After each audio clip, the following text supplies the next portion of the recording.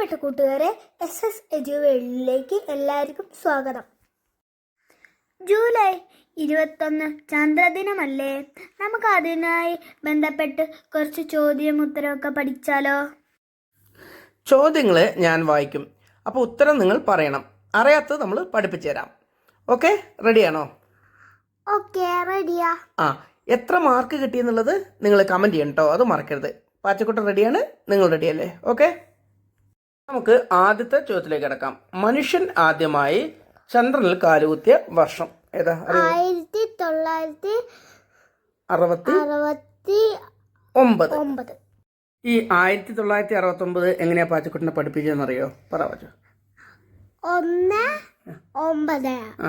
9 തല തിരിച്ചിട്ടപ്പോ 6, അത് കഴിഞ്ഞിട്ട് 9. സിമ്പിൾ അല്ലേ? 1 9 പിന്നെ 9 തിരിച്ചു 6, അപ്പോൾ 1 9 6 പിന്നെ 9, 1 9 6 1969. റെഡി അല്ലേ? അടുത്ത ചോദ്യം ഇതാണ്. നീൽ ആംസ്ട്രോങ്ങിനെ ചന്ദ്രനിലേക്ക് എത്തിച്ച വാഹനം ഏതാണ്? നമുക്കറിയാം, ചന്ദ്രനിലെത്തിയ ആദ്യ മനുഷ്യൻ നീൽ ആംസ്ട്രോങ് ആണ്. അദ്ദേഹം ഏത് വാഹനത്തിലാണ് ചന്ദ്രനിലെത്തിയത് അറിയോ? അപ്പോളോ 11. ഇതാട്ടോ അപ്പോളോ 11. ഇത്രാസ് ഇവൻ പറഞ്ഞ എപ്പോളോ 11. എപ്പോളോ അല്ല, ഇപ്പോൾ അപ്പോളോ ശരിയായിട്ടോ. അപ്പോളോ 11 ഇതാണ് സാധനം. അടുത്തത്, അപ്പോളോ 11 ഏത് രാജ്യത്തിന്റെ പരിവേഷണ വാഹനമാണ്? ഏത് രാജ്യത്തിന്റെ?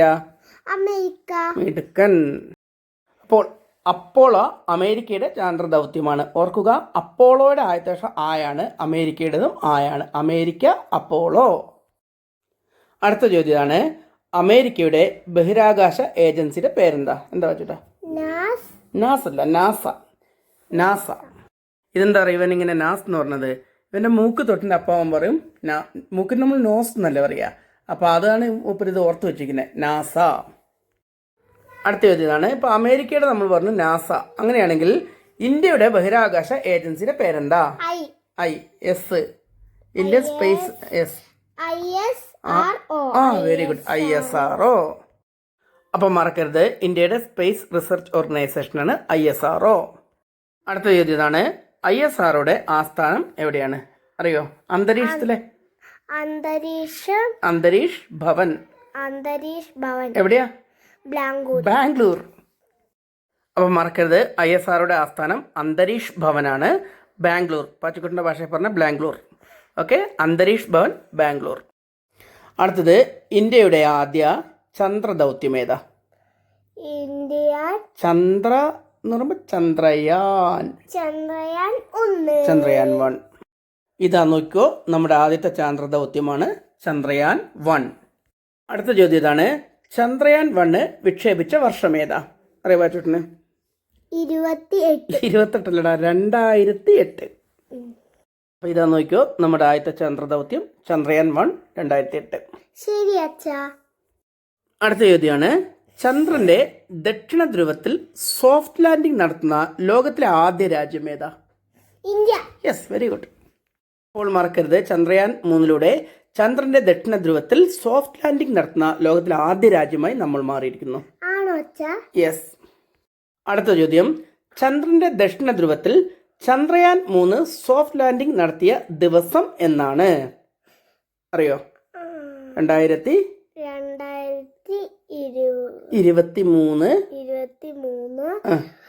സ്വാതന്ത്ര്യം കിട്ടിയ മാസം ഓഗസ്റ്റ് 23. ഇതാ നോക്കൂ, 2023 ഓഗസ്റ്റ് 23 നമ്മൾ ചരിത്രം കുറിക്കുകയാണ്. ചന്ദ്രന്റെ ദക്ഷിണ ധ്രുവത്തിൽ സോഫ്റ്റ് ലാൻഡിംഗ് നടത്തുന്ന ലോകത്തിലെ ആദ്യ രാജ്യമായി നാം മാറിയത്. അടുത്ത ചോദ്യം, ചന്ദ്രയാൻ 3 ലാൻഡറിന്റെ പേരറിയോ? വിക്രം ലാൻഡർ. ഇതാ നോക്കിക്കോ, നമ്മുടെ ISROയുടെ ആദ്യ ചെയർമാനായ വിക്രം സാരാഭായിയുടെ ഓർമ്മയ്ക്കാണ് ഇതിന് വിക്രം ലാൻഡർ എന്ന് പേരിട്ടിരിക്കുന്നത്. അടുത്തത്, ചന്ദ്രയാൻ 3 റോവറിന്റെ പേരെന്താണ്? പ്രഗ്യാൻ. Very good. പ്രഗ്യാൻ ഇതെങ്ങനെയാ പാച്ചുകൂട്ടാ നീ ഓർത്ത് വെക്കുന്നത്? എൻ്റെ ഏട്ടൻ്റെ പേര് ദേവപ്രയാഗ് എന്നാണ്. ആ പ്രഗ്യാന ഞാൻ ഓർത്ത് വെക്കുന്നത് കേട്ടോ. പ്രയാഗില്ലേ, അതിനാണ് പ്രഗ്യാന ഓർക്കുന്നത് കേട്ടോ. അടുത്ത ചോദ്യം ഇതാണ്, എന്നാണ് ദേശീയ ബഹിരാകാശ ദിനം? ദേശീയ ബഹിരാകാശ ദിനം എന്നാണ് പറ. ഓഗസ്റ്റ് 23. ഓക്കെ, നമ്മൾ ഓൾറെഡി പഠിച്ചില്ലേ, ചന്ദ്രയാൻ 3 സോഫ്റ്റ് ലാൻഡിംഗ് നടത്തിയത് ഓഗസ്റ്റ് 23, 2023 അപ്പൊ ദേശീയ ബഹിരാകാശ ദിനം എന്നായിരിക്കും? ഓഗസ്റ്റ് 23. അടുത്തത് എളുപ്പമുള്ള ചോദ്യമാണ്. ഭൂമിയുടെ ഏക ഉപഗ്രഹം ഏതാ? അമ്പിളിമാമൻ. ചന്ദ്രൻ. ചന്ദ്രൻ. അപ്പോൾ മറക്കരുത്, ഭൂമിയുടെ ഏക ഉപഗ്രഹം ചന്ദ്രനാണ്, കുട്ടികളുടെ അമ്പിളിമാമൻ. അടുത്ത ചോദ്യം ഇതാണ്. ചന്ദ്രനെ കുറിച്ചുള്ള പഠനം അറിയപ്പെടുന്ന പേര്? സെലനോളജി.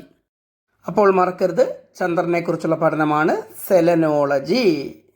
അടുത്ത ചോദ്യം. എത്ര ദിവസം കൊണ്ടാണ് ചന്ദ്രൻ ഭൂമിയെ ഒരു തവണ വലം വെക്കുന്നത്? 27 ദിവസവും 3 മണിക്കൂറും. മിടുക്കൻ. അപ്പം മറക്കരുത്, 27 ദിവസവും 3 മണിക്കൂറും. അടുത്ത ചോദ്യം ഇതാണ്. ISROയുടെ ആദ്യത്തെ ചെയർമാന്റെ പേരെന്താണ്? വിക്രം സാരാഭായ്. ഇദ്ദേഹമാണ് വിക്രം സാരാഭായ്, ISROയുടെ സ്ഥാപക ചെയർമാൻ. നമ്മൾ നേരത്തെ പറഞ്ഞില്ലേ, ഈ ചന്ദ്രയാൻ 3ന്റെ ലാൻഡറിന്റെ പേര് വിക്രം ലാൻഡർ എന്നാണ്. അത് ഇദ്ദേഹത്തിന്റെ ഓർമ്മയ്ക്കാണ്. ഓക്കെ, വിക്രം സാരാഭായ് മറക്കരുത്. അടുത്ത ചോദ്യം. ഇന്ത്യൻ ബഹിരാകാശ ശാസ്ത്രത്തിന്റെ പിതാവ് ആരാ? വിക്രം സാരാഭായ്. Very good. അപ്പൊ മറക്കരുത്, വിക്രം സാരാഭായ് ആണ് ഇന്ത്യൻ ബഹിരാകാശ ശാസ്ത്രത്തിന്റെ പിതാവ്. ഒറ്റയൊരു ചോദ്യം കൂടെ. ISROയുടെ ഇപ്പോഴത്തെ ചെയർമാന്റെ പേര് അറിയോ? നാരായണൻ. ഇദ്ദേഹമാണ് ഡോക്ടർ വി നാരായണൻ, ഇപ്പോഴത്തെ ISROയുടെ ചെയർമാൻ. അപ്പൊ ഇത്രയും ചോദ്യങ്ങളും ഉത്തരങ്ങളും മനസ്സിലായോ? ഞാൻ പഠിച്ചു, നിങ്ങൾ പഠിച്ചോ? അങ്ങനെ നമുക്ക് കളിച്ചുകൊണ്ട് പഠിക്കാം SS എജുവേൾഡിന്റെ കൂടെ. എല്ലാവരും ലൈക്കും സബ്സ്ക്രൈബും ചെയ്യാൻ മറക്കരുതേ. Thank you.